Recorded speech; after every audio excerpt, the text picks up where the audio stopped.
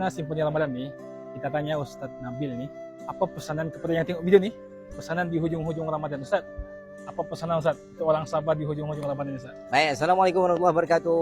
Untuk sahabat-sahabat saya orang Sabah, Pak, dan seluruh umat Islam di mana juga anda berada, kita berada pada bulan yang mulia. Bulan ini Allah berikan dan Allah tunjukkan kasih sayang Allah yang melimpah ruah kepada seluruh hamba-Nya.